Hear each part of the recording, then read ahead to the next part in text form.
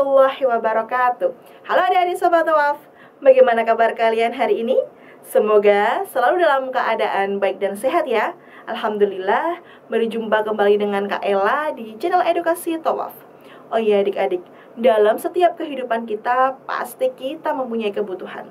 Salah satu untuk memenuhi kebutuhan adalah dengan aktivitas jual beli. Tetapi aktivitas jual beli yang kita lakukan harus dengan cara-cara yang baik agar aktivitas tersebut menjadi aktivitas yang halal dan diridhoi oleh Allah Subhanahu wa Ta'ala. Nah, agar lebih jelasnya, yuk kita bahas bersama tentang tata cara jual beli dalam Islam dalam video berikut ini. Adik-adik Sobat Tawaf, sudah tahu belum ya pengertian tentang jual beli? Ya, jual beli adalah aktivitas pertukaran barang atau mendapatkan barang atau mendapatkan kepemilikan suatu barang dengan cara dibayar melalui barang yang lainnya.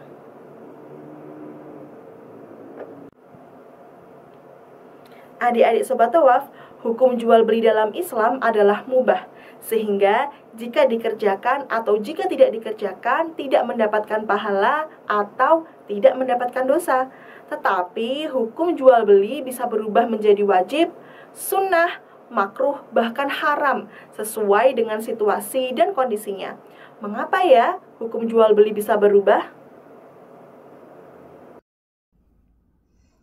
Hukum jual beli dalam Islam bisa berubah menjadi yang pertama, wajib, artinya harus dikerjakan. Jual beli menjadi wajib apabila seseorang mempertahankan hidupnya dengan berdagang. Yang kedua yaitu sunnah, artinya jual beli yang apabila dikerjakan mendapat pahala dan apabila tidak dikerjakan tidak mendapatkan dosa. Contohnya seperti jual beli untuk membantu orang lain.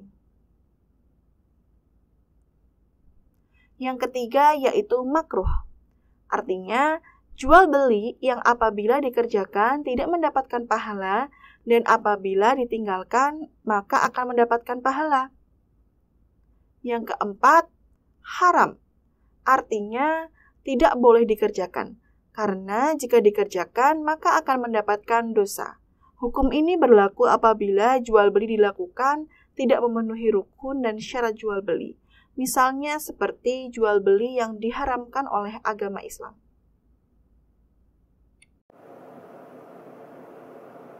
Nah, itulah tadi hukum jual beli dalam agama Islam. Adik-adik, dalam agama Islam, hal-hal sekecil apapun tentang jual beli itu diatur loh, sehingga ada syarat dan rukun jual beli dalam Islam. Apa saja ya syarat dan rukun jual beli dalam Islam? Rukun jual beli dalam Islam. Yang pertama yaitu akad atau ijab qabul.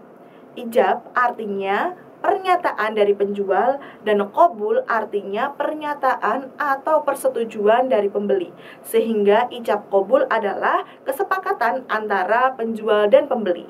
Yang kedua yaitu adanya orang yang bersepakat, adanya penjual atau pembeli. Yang ketiga yaitu adanya barang atau jasa yang diperjualbelikan. Dan yang terakhir adanya harga ataupun uang ataupun nilai tukar untuk membeli barang yang dibeli. Nah, apabila tidak memenuhi rukun-rukun tadi, maka jual beli tidak boleh dilakukan. Atau jika sudah terlanjur dilakukan, maka jual belinya menjadi batal. Selain rukun, kita harus memahami juga syarat sah jual beli. Dalam syarat sah jual beli, terbagi menjadi dua, yakni syarat penjual dan pembeli, serta syarat barang yang dijual. Syarat untuk penjual dan pembeli. Yang pertama, jual beli dilakukan oleh orang berakal agar tidak terjadi penipuan dalam jual beli. Yang kedua, jual beli dilakukan atas kemauan sendiri. Yang ketiga, barang yang diperjualbelikan memiliki manfaat. Dan yang keempat, penjual dan pembeli sudah balik atau dewasa. Untuk anak-anak yang belum balik, boleh melakukan jual beli untuk barang yang bernilai kecil, misalnya jual beli buku, makanan ringan, dan sebagainya. Kemudian, syarat barang yang dijual. Yang pertama, keadaan barangnya suci atau disucikan. Yang kedua, barang yang dijual memiliki manfaat. Yang ketiga, barang yang dijual adalah milik penjual atau milik orang lain yang dipercayakan kepadanya untuk dijual. Yang keempat, barang yang dijual dapat diserah terimakan sehingga tidak terjadi penipuan dalam jual beli. Dan yang kelima, barang yang dijual dapat diketahui dengan jelas baik ukuran, bentuk, dan sifatnya oleh penjual dan pembeli. Kemudian ada syarat ijab qabul. Yang pertama, qabul harus sesuai dengan ijab. Yang kedua, ada kesepakatan antara ijab dengan qabul pada barang yang ditentukan mengenai ukuran dan harganya. Yang ketiga, akad tidak dikaitkan dengan sesuatu yang tidak ada hubungannya dengan akad. Misal, buku ini saya jual kepadamu 10.000 apabila saya menemukan uang, sehingga hal itu tidak boleh dilakukan. Yang keempat, akad tidak boleh berselang lama karena hal itu masih berupa janji. Nah, agar lebih paham tentang jual beli, yuk kita simak percakapan berikut ini. Assalamualaikum. Wah, wortelnya bagus-bagus ya. Iya kak, silahkan lihat-lihat dahulu. Berapa harga satu wortel ini? Satu wortel ini harganya Rp2.000. Wortel ini baru didatangkan tadi malam dari agen sayur kak. Insya Allah wortelnya masih bagus dan segar. Baiklah, saya beli 2 ya. Iya kak, saya jual 2 wortel ini untuk kakak dengan harga satuannya Rp2.000. Sehingga total yang harus dibayar adalah Rp4.000 kak. Oke kak, saya setuju membeli. Ini uangnya ya. Terima kasih kak. Sama-sama. Setelah menyimak percakapan tadi, apakah jual beli tadi sudah sesuai dengan jual beli dalam Islam?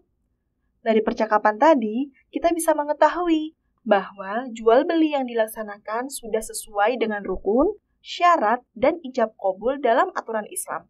Terdapat akad atau kesepakatan antara penjual dan pembeli, terdapat penjual dan pembeli, terdapat barang yang dijual, serta ada nilai tukar pengganti barang yaitu dengan uang. Selain itu, barang dan pelaku jual beli juga sudah memenuhi syarat sahnya dalam jual beli agama Islam. Nah adik-adik, itulah tadi materi tentang jual beli dalam Islam. Alhamdulillah, di dalam agama Islam, hal sekecil apapun itu ada aturannya.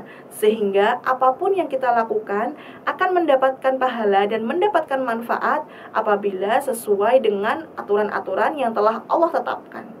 Cukup sekian ya penjelasan dari Kak Ella. Jangan lupa untuk like, komen, dan share video ini ke teman-teman kalian semua agar teman-teman kalian semua dapat belajar bersama di channel Edukasi Thawaf. Semoga bermanfaat ya. Bertemu di video-video yang lain. Wassalamualaikum warahmatullahi wabarakatuh.